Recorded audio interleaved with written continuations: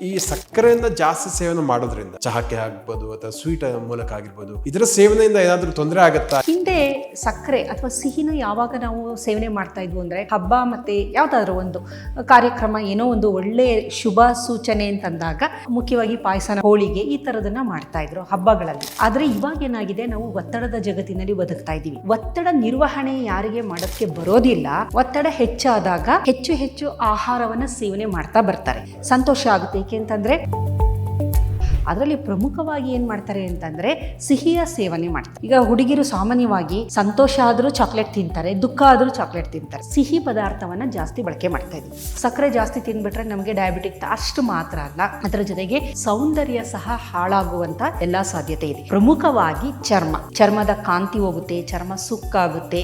ಬರೀ ಒಂದು ಕ್ರೀಮ್ ಹಚ್ಚೋದ್ರಿಂದ ಅಥವಾ ಇನ್ನೇನೋ ಮಾಡೋದ್ರಿಂದ ನಮ್ಮ ಚರ್ಮ ಚೆನ್ನಾಗಿರಲ್ಲ. ಅಪರೂಪಕ್ಕೆ ಎಲ್ಲೋ ಒಂದು ಸಿಹಿ ತಿನ್ನುವಂತವ್ರೆಲ್ಲ ಇರ್ತಾರಲ್ಲ, ಅವರು ಎಷ್ಟು ವಯಸ್ಸಾದ್ರೂ ಆ ಏಜಿಂಗ್ ಪ್ರಾಸೆಸ್ ಅವ್ರಿಗೆ ಕಾಣೋದಿಲ್ಲ. ಅದೊಂದು ತಪ್ಪು ತಿಳುವಳಿಕೆ ಇದೆ. ಹನಿನೂ ಸಕ್ಕರೆನೆ, ಬೆಲ್ಲನೂ ಸಕ್ಕರೆನೆ. ಇಲ್ಲ ಸಕ್ಕರೆ ತಿಂತಿಲ್ಲ ಬೆಲ್ಲ ತಿಂತೀನಿ ಅಲ್ಲ. ನಮ್ಮ ಚರ್ಮ ಚೆನ್ನಾಗಿದೆ ಅಂತಂದ್ರೆ, ಚೆನ್ನಾಗಿ ಇಟ್ಕೋಬೇಕು ಅನ್ನೋದಾದ್ರೆ ವಿಟಮಿನ್ ಸಿ ನ ಹೆಚ್ಚು ಬಳಕೆ ಮಾಡ್ತಾ ಬರ್ಬೇಕು. ಯಾವ್ದ್ರಲ್ಲಿ ವಿಟಮಿನ್ ಸಿ ಒಳ್ಳೆ ಚೆನ್ನಾಗಿ ಇರುತ್ತೆ ಅಂತ ಹೇಳ್ತೀರಾ? ಇತ್ತೀಚೆಗೆ ಯಾರು ಕೇಳಿದ್ರು ವಿಟಮಿನ್ ಡಿ ಡಿಫಿಷಿಯನ್ಸಿ. ಬೆಳಗ್ಗೆ ನೀವು 7-8 ಗಂಟೆಗೆ ಆಫೀಸ್ ಒಳಗಡೆ ಹೋದ್ರೆ ನೀವು ಈಚೆಗೆ ಬರೋಷ್ಟೊತ್ತಿಗೆ ರಾತ್ರಿ ಆಗೋಗಿರುತ್ತೆ. ಸೂರ್ಯನ್ನೇ ನೋಡಿರೋದಿಲ್ಲ, ಸೂರ್ಯನ ಬೆಳಕಿಗೆ ಎಕ್ಸ್ಪೋಸೇ ಆಗೋದಿಲ್ಲ ಅಂದಾಗ ವಿಟಮಿನ್ ಡಿ ಡಿಫಿಷಿಯನ್ಸಿ ಬಂತು. ಹೀಗಾಗಿ ಏನಾಗ್ತಾ ಇದೆ ಅಂದ್ರೆ ವಯಸ್ಸಾಗುವ ಪ್ರಕ್ರಿಯೆ ಬೇಗ ಆಗ್ತಾ ಇದೆ. ಈಗ ಇಲ್ಲ ನನ್ನ ಕೈಲಿ ಆಗೋದಿಲ್ಲ ಅಂತ ಅಂದ್ರೆ ನನಗೆ ಅದರಿಂದ ತೊಂದರೆ ಹೊರತು ಬೇರೆ ಯಾರಿಗೂ ತೊಂದರೆ ಇಲ್ಲ. ಹಾಗಾಗಿ ಇದನ್ನೆಲ್ಲ ನಾವು ನಮ್ಮ ಒಂದು ಆರೋಗ್ಯಕ್ಕೋಸ್ಕರ ಇದನ್ನೆಲ್ಲ ನಾವು ಅಳವಡಿಸಿಕೊಳ್ಳಲೇಬೇಕಾಗಿರುವಂತಹದ್ದು.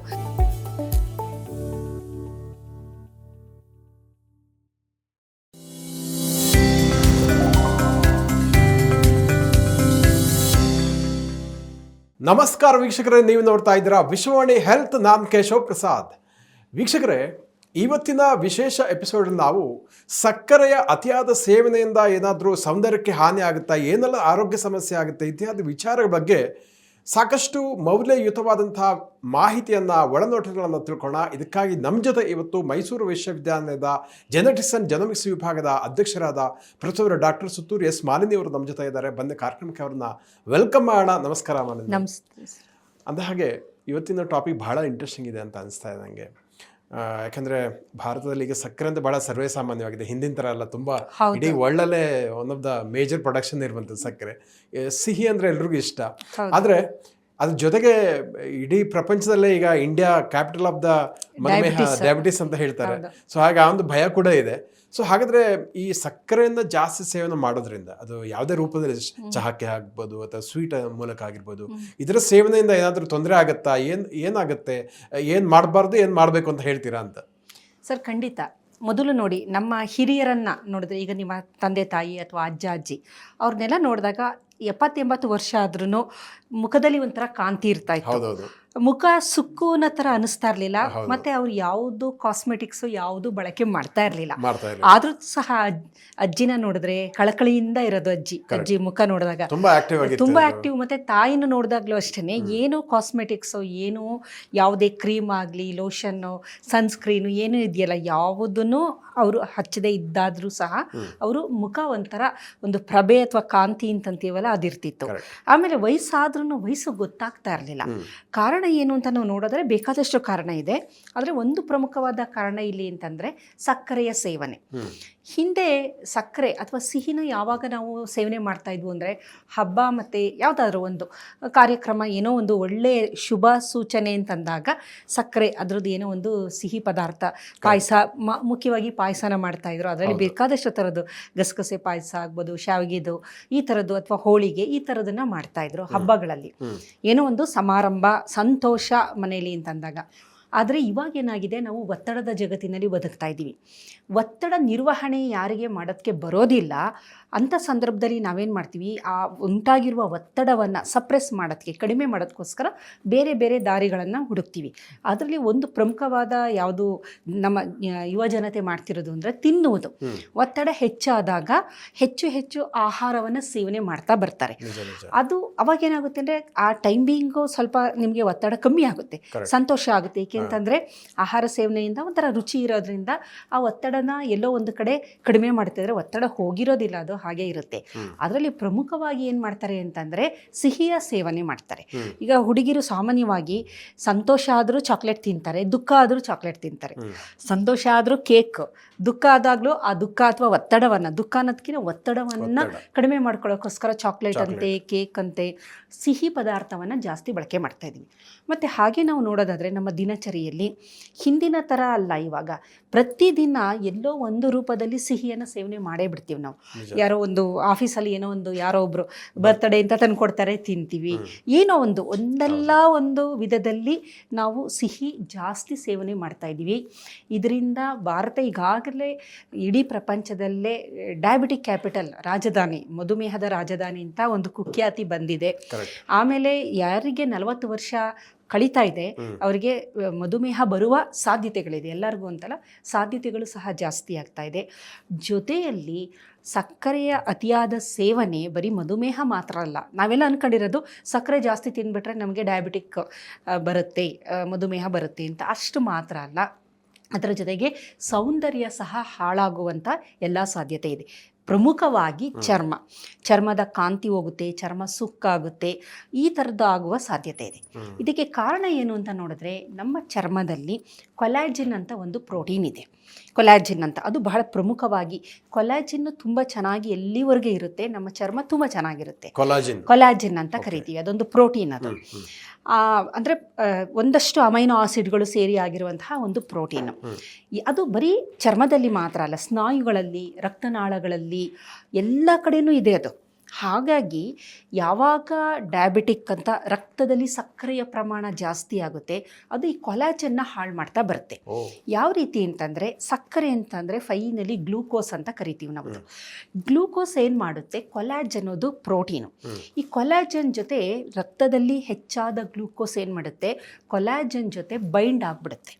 ಬೈಂಡ್ ಆದಾಗ ಅದನ್ನು ಗ್ಲೈಕೇಷನ್ ಅಂತ ಕರಿತೀವಿ. ಆ ಪ್ರಾಸೆಸ್ ಇದೆಯಲ್ಲ, ಆ ಪ್ರೋಸೆಸ್ನ ಗ್ಲೈಕೇಷನ್ ಅಂತ ನಾವು ಕರಿತೀವಿ.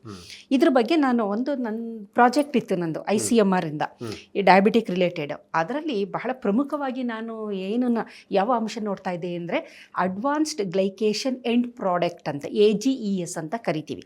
ಅಡ್ವಾನ್ಸ್ಡ್ ಗ್ಲೈಕೇಷನ್ ಎಂಡ್ ಪ್ರಾಡಕ್ಟ್ ಅಂತ. ಅದು ಯಾವಾಗ ಆಗುತ್ತೆ ಅಂದರೆ, ಯಾರು ಅತಿಯಾಗಿ ಸಕ್ಕರೆಯನ್ನು ಸೇವನೆ ಮಾಡ್ತಾ ಇರ್ತಾರೆ ಅಂಥ ಸಂದರ್ಭದಲ್ಲಿ ಅದೇನಾಗುತ್ತೆ, ಪ್ರೋಟೀನ್ಗಳ ಜೊತೆ ಬೈಂಡ್ ಆಗ್ತಾ ಬರುತ್ತೆ. ಕೊಲಾಜಿನ್ ಒಂದು, ನಾನು ಹೇಳ್ತಾ ಇರೋದು ಇವತ್ತು ಸೌಂದರ್ಯದ ಬಗ್ಗೆ. ಬೇಕಾದಷ್ಟು ಇತರ ಪ್ರೋಟೀನ್ಗಳ ಜೊತೆ ಗ್ಲೂಕೋಸು ಬೈಂಡ್ ಆಗುತ್ತೆ. ಬೈಂಡ್ ಆದಾಗ ಅದನ್ನು, ಆ ಪ್ರಾಸೆಸ್ನ ಗ್ಲೈಕೇಷನ್ ಅಂತೀವಿ. ಈ ಒಂದು ಪ್ರಾಡಕ್ಟ್ ಏನಿರುತ್ತೆ ಅದನ್ನು ಅಡ್ವಾನ್ಸ್ಡ್ ಗ್ಲೈಕೇಷನ್ ಎಂಡ್ ಪ್ರಾಡಕ್ಟ್ ಅಂತ ಕರಿತೀವಿ.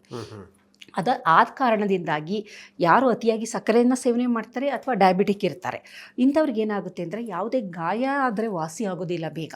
ನೋಡಿ, ಅದು ಬಹಳ ಪ್ರಮುಖವಾದ ಪ್ರಾಬ್ಲಮ್. ಏನು ಅಂತಂದರೆ, ಈ ಈ ಕೊಲಾಜನ್ ಏನಿದೆ, ಎಲಾಸ್ಟಿನ್, ಕೊಲಾಜಿನ್, ಈ ಥರದ ಪ್ರೋಟೀನ್ಗಳ ಜೊತೆ ಈ ಗ್ಲೂಕೋಸು ಬೈಂಡ್ ಆಗಿಬಿಡುತ್ತೆ. ಬೈಂಡ್ ಆಗಿ ಒಂಥರ ಇದು ಮೆಶ್ ಥರ ಕ್ರಿಯೇಟ್ ಆಗುತ್ತೆ. ಕ್ರಾಸ್ ಲಿಂಕ್ಸ್ ಅಂತ ಕರಿತೀವಿ. ಕ್ರಾಸ್ ಲಿಂಕ್ಸ್ಗಳಾಗುತ್ತೆ.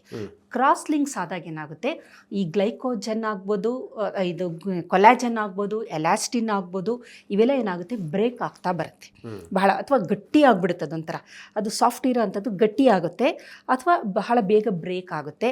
ಹಾಗಾಗಿ ಚರ್ಮ ಮತ್ತು ಅದು ಕಾಂತಿ ಹೋಗೋದು, ಗಟ್ಟಿ ಆಗೋದು, ಚರ್ಮ ಸುಕ್ಕಾಗೋದು, ಮತ್ತು ಏಜಿಂಗ್ ಪ್ರಾಸೆಸ್ ಅಂತ ನಾವು ಏನು ಹೇಳ್ತೀವಿ ಅದು ತುಂಬ ಜಾಸ್ತಿ ಆಗ್ತಾ ಬರುತ್ತೆ.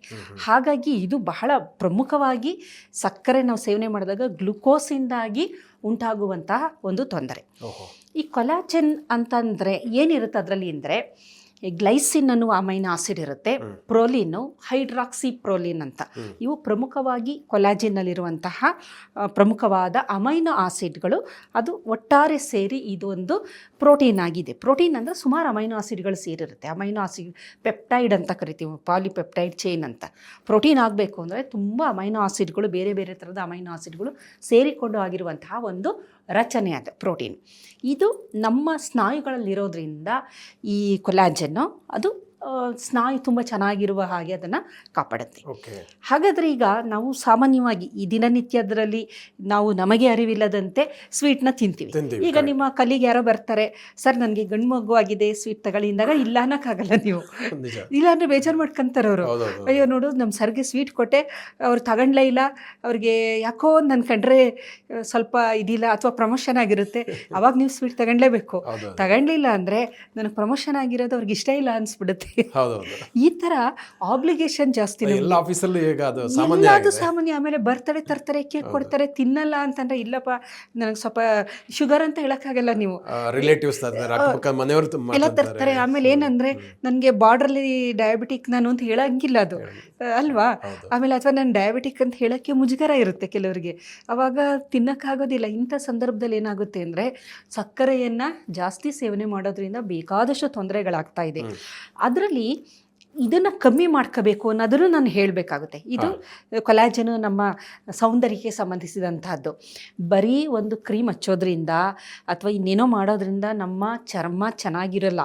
ಅದೆಲ್ಲ ಆ ಟೈಮ್ ಬೀಯಿಂಗ್ ಅಷ್ಟೇ. ಈಗ ಜಾಹೀರಾತುಗಳಲ್ಲಿ ನಾವು ನೋಡಿ ಹಾಗಾಗಿದ್ದಿದ್ರೆ ಜಾಹೀರಾತು ನೋಡಿಕೊಂಡು ಇಡೀ ಜಗತ್ತಿನಲ್ಲಿ ಕಪ್ಪಿಗೆ ಯಾರು ಇರ್ತಾನೆ ಇರಲಿಲ್ಲ.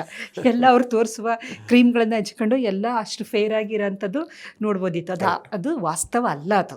ಹಾಗಾಗಿ ನ್ಯಾಚುರಲ್ ಆಗಿ ಹಾಗೇನೆ ನಮ್ಮ ಚರ್ಮ ತುಂಬ ಚೆನ್ನಾಗಿರಬೇಕು. ಕಲರ್ ಬಗ್ಗೆ ಹೇಳ್ತಾ ಇಲ್ಲ ಇಲ್ಲಿ ನಾನು, ಚರ್ಮದ ಕಾಂತಿ, ತ್ವಚೆ ಅದು ಚೆನ್ನಾಗಿರ್ಬೇಕು ಅನ್ನೋದಾದರೆ ಒಂದು ಸಕ್ಕರೆಯನ್ನು ನಾವು ಕಡಿಮೆ ಮಾಡ್ತಾ ಬರಬೇಕು. ಕಡಿಮೆ ಮಾಡಲೇಬೇಕು ನಾವು ಚೆನ್ನಾಗಿ. ಅದಕ್ಕೆ ನೋಡಿ ಸಾಮಾನ್ಯವಾಗಿ ಸ್ವಲ್ಪ ಇದು ಸಕ್ಕರೆಯನ್ನು ಕಡಿಮೆ ಸೇವನೆ ಮಾಡ್ತಾ ಇರ್ತಾರೆ. ಕೆಲವು ಆಹಾರದಲ್ಲಿ ರಿಸ್ಟ್ರಿಕ್ಷನ್ ಇಟ್ಕೊಂಡಿರ್ತಾರೆ. ಬಹಳಷ್ಟು ಒಂದು ಸಸ್ಯಾಹಾರ ಸೇವನೆ ಮಾಡೋದು, ಅಪರೂಪಕ್ಕೆ ಎಲ್ಲೋ ಒಂದು ಸಿಹಿ ತಿನ್ನುವಂಥವರೆಲ್ಲ ಇರ್ತಾರಲ್ಲ, ಅವರು ಎಷ್ಟು ವಯಸ್ಸಾದರೂ ಆ ಏಜಿಂಗ್ ಪ್ರಾಸೆಸ್ ಅವ್ರಿಗೆ ಕಾಣೋದಿಲ್ಲ. ಅವರು ತುಂಬ ಚೆನ್ನಾಗೇ ಇರ್ತಾರೆ. ಹಾಗೆ ನೋಡೋದಕ್ಕೆ ಒಂಥರ ಗೊತ್ತಾಗೋದಿಲ್ಲ, ಅವ್ರ ಏಜ್ ಗೊತ್ತಾಗೋದಿಲ್ಲ ನಮಗೆ. ಯಾರು ಅತಿಯಾಗಿ ಆಹಾರನ ಅದನ್ನೇ ಹೇಳೋದು ನೋಡಿ, ಆಹಾರ ಹಿತಮಿತವಾಗಿ ನಾವು ತಿನ್ನೋದಿಲ್ಲ, ಅದೇನಾಗುತ್ತೆ ಅಂದರೆ ಒಬಿಸಿಟಿ ಬರುತ್ತೆ, ಆಮೇಲೆ ಸಕ್ಕರೆ ಕಾಯಿಲೆ ಬರುತ್ತೆ, ಬೇರೆ ಬೇರೆ ಕಾಯಿಲೆಗಳ ಜೊತೆಗೆ ನಮ್ಮ ಸೌಂದರ್ಯನೂ ಸಹ ಹಾಳಾಗುವ ಎಲ್ಲ ಸಾಧ್ಯತೆಗಳಿದೆ. ಹಾಗಾದರೆ ಇದಕ್ಕೇನು ಮಾಡಬೇಕು ಅಂತ ನಾವು ನೋಡೋದಾದರೆ, ಸಕ್ಕರೆ ತಿಂತಾ ಇದ್ದೀವಿ ಅನ್ನೋದೇ ಆದ್ರೂ ಇದರ ಜೊತೆಗೆ ಕೆಲವೊಂದನ್ನು ನಾವು ಅವಶ್ಯಕವಾಗಿ ಬಹಳ ಪ್ರಮುಖವಾಗಿ ನಾವು ಸೇವನೆ ಮಾಡಬೇಕಾಗುತ್ತೆ.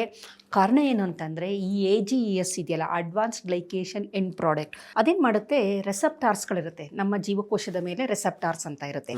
ಅದರಲ್ಲಿ RAGES ಅಂತ ಅದರದೇ ಒಂದು ರೆಸೆಪ್ಟಾರ್ ಇದೆ. ಅದಕ್ಕೆ ಹೋಗಿ ಬೈಂಡ್ ಆಗಿಬಿಡುತ್ತೆ. ಬೈಂಡ್ ಆದಾಗ ಅದು ಇನ್ಫ್ಲಮೇಟರಿ ಪಾತ್ವೇನ ಆಕ್ಟಿವೇಟ್ ಮಾಡುತ್ತೆ. ಇದೇ ಪ್ರಾಬ್ಲಮ್ ಆಗೋದು. ಸಾಮಾನ್ಯವಾಗಿ ಎಲ್ಲ ವೈದ್ಯರುಗಳು ಎಲ್ಲ ಹೇಳ್ತಾರೆ ಸ್ವೀಟ್ ತಿನ್ಬೇಡಿ ಅಂತಾರೆ. ಏನಕ್ಕೆ ಏನಾಗುತ್ತೆ ಅನ್ನೋದು ಸಾಮಾನ್ಯ ಗೊತ್ತಿರೋದಿಲ್ಲ. ಅಷ್ಟೇನೆ ಮಾಲಿಕ್ಯುಲರ್ ಲೆವೆಲ್ ಅಲ್ಲಿ ಏನಾಗುತ್ತೆ ಅನ್ನೋದನ್ನ ವಿಜ್ಞಾನಿಗಳು ಹೇಳ್ಬೇಕು. ಅದು ಗೊತ್ತಾದ್ರೆ ಇನ್ನಷ್ಟು ಅಲರ್ಟ್ ಆಗಿರ್ತಾರೆ. ಅದಕ್ಕೋಸ್ಕರ ನಾನು ಅಷ್ಟು ಡೆಪ್ತ್ ಆಗಿ ನಾಲೆಡ್ಜ್ ಇರೋಂಥ ವಿಚಾರಗಳನ್ನ ಜನಸಾಮಾನ್ಯರಿಗೂ ಸಹ ಗೊತ್ತಾಗ್ಲಿ ಅನ್ನೋ ಕಾರಣಕ್ಕೋಸ್ಕರ ನಾನು ಇದೆಲ್ಲ ತಿಳಿಸ್ತಾ ಇರೋದು. ಇಲ್ಲೇನಾಗುತ್ತೆ, ಆ ರೆಸೆಪ್ಟಾರ್ಗೆ ಬೈಂಡ್ ಆದಾಗ ಇನ್ಫ್ಲಮೇಟರಿ ಪಾತ್ವೆ ಅಂತ ನಮ್ಮ ದೇಹದಲ್ಲಿ ಉರಿಯೂತ ಅಂತ ಕರಿತೀವಿ, ಆ ಪಾತ್ವೆ ಇದೆ, ಅದನ್ನು ಆ್ಯಕ್ಟಿವೇಟ್ ಮಾಡುತ್ತೆ. ಅದು ಯಾವಾಗ ಆ್ಯಕ್ಟಿವೇಟ್ ಆಗೋದು ಅಂದರೆ ದೇಹಕ್ಕೆ ವೈರಸ್, ಬ್ಯಾಕ್ಟೀರಿಯಾ ಏನಾದ್ರು ಸೋಂಕು ಹೊರಗಡೆಯಿಂದ ಹೋದಾಗ ಆ ಪಾತ್ವೆ ಆ್ಯಕ್ಟಿವೇಟ್ ಆಗಬೇಕದು.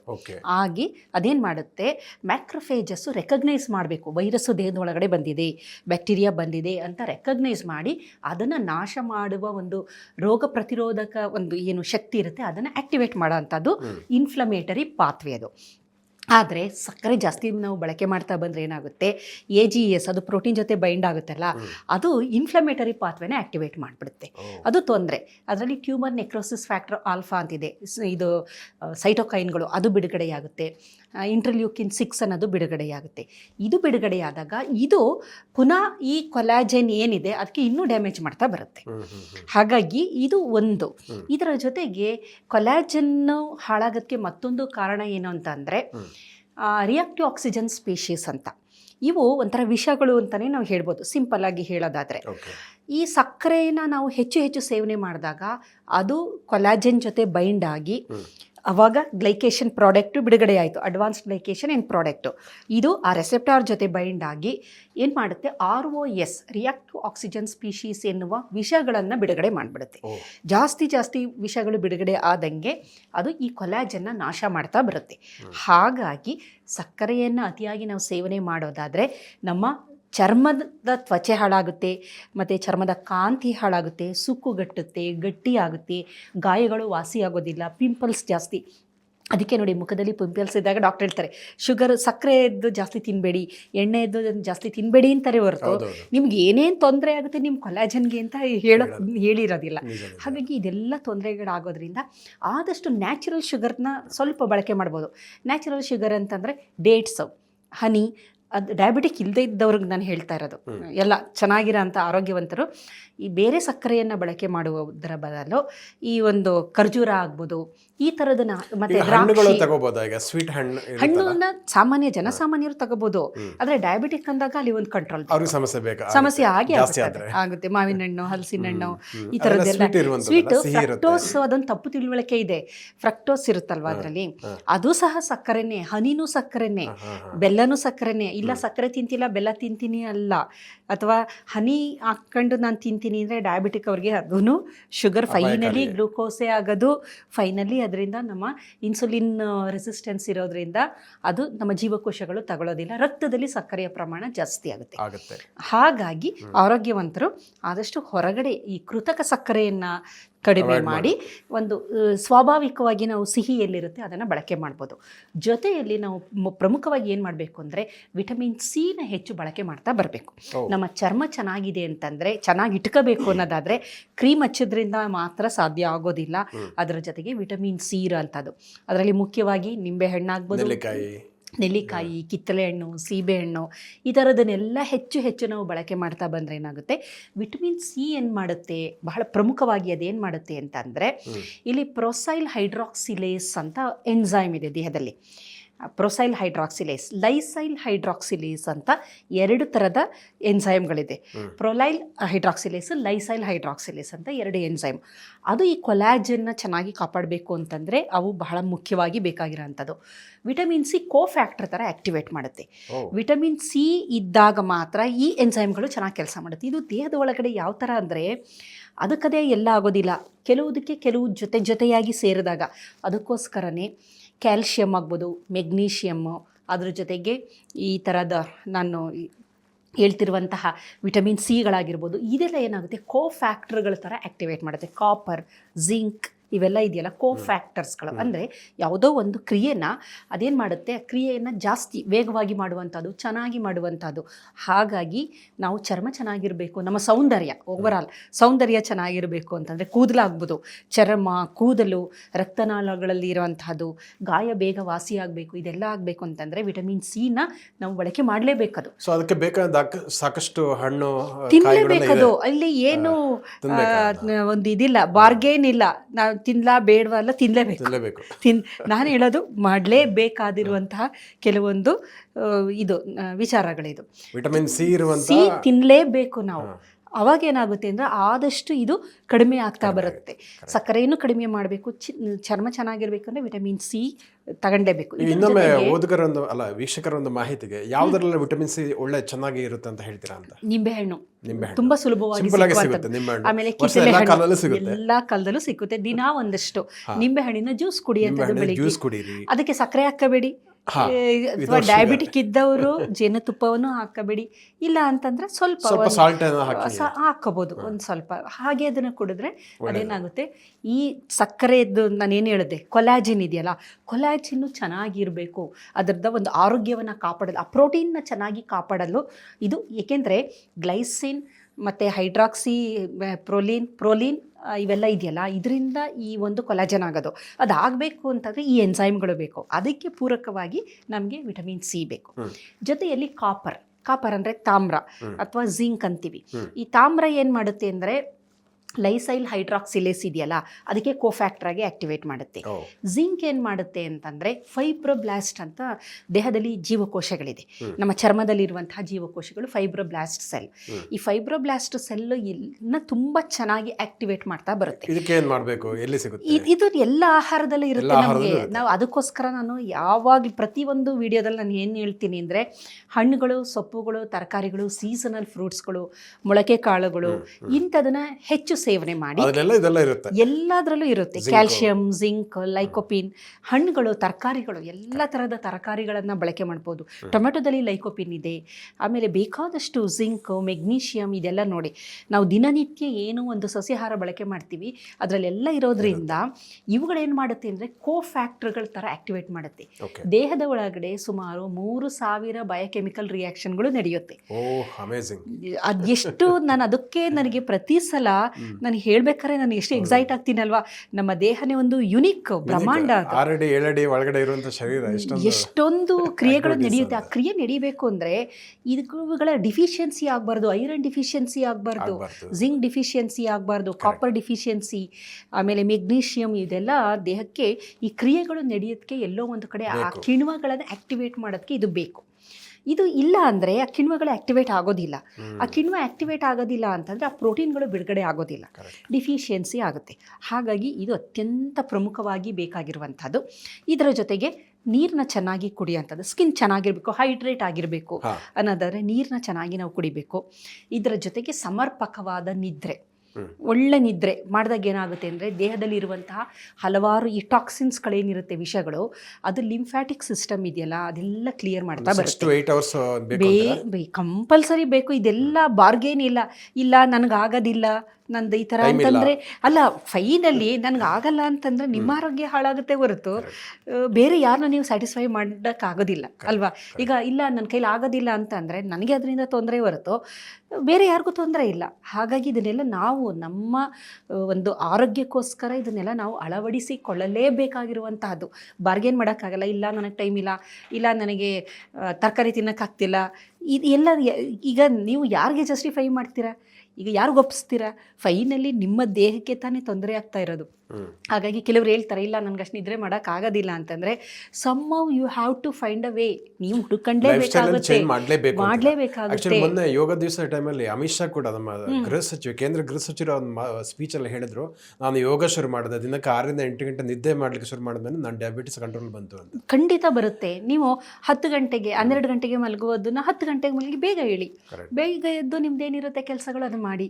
ಅವಾಗ 6 to 7 hours ನಿಮಗೆ ನಿದ್ರೆ ಚೆನ್ನಾಗಾದಾಗ ಏನಾಗುತ್ತೆ, ಲಿಂಫ್ಯಾಟಿಕ್ ಸಿಸ್ಟಮ್ ಆಕ್ಟಿವೇಟ್ ಆಗುತ್ತೆ. ಅದಕ್ಕೋಸ್ಕರನೇ ನಿದ್ರೆ ಮಾಡಿ ಅಂತ ಹೇಳೋದು. ರೆಸ್ಟ್ ಆ್ಯಂಡ್ ಡೈಜೆಸ್ಟ್ ಅಂತೀವಿ. ಅಂದರೆ ಏನೇನು ರಿಪೇರ್ಗಳಾಗಬೇಕು ದೇಹದಲ್ಲಿ, ಬೆಳಗ್ಗಿನ ಹೊತ್ತೆಲ್ಲ ಡ್ಯಾಮೇಜ್ ಆಗಿರುತ್ತೆ, ಅದೆಲ್ಲ ರಿಪೇರ್ ಆಗೋದು ಯಾವಾಗ ಅಂತಂದರೆ ನಾವು ನಿದ್ರೆ ಮಾಡಿದಾಗ ಒಂದು ಡಜನ್ 12 ಹಾರ್ಮೋನ್ಗಳು ಬಿಡುಗಡೆ ಆಗುತ್ತೆ, ಗ್ರೋತ್ ಫ್ಯಾಕ್ಟರ್ಗಳು ಚೆನ್ನಾಗಿ ಬಿಡುಗಡೆ ಆಗುತ್ತೆ. ಈ ಸಂದರ್ಭದಲ್ಲಿ ಗ್ರೋತ್ ಫ್ಯಾಕ್ಟರ್ಗಳು ಬಿಡುಗಡೆ ಆಗುತ್ತೆ. ಆಮೇಲೆ ಇನ್ಸುಲಿನ್ ಗ್ರೋತ್ ಫ್ಯಾಕ್ಟರ್ ಅನ್ನೋದು ಸುಮಾರು ಬಿಡುಗಡೆ ಆಗುತ್ತೆ.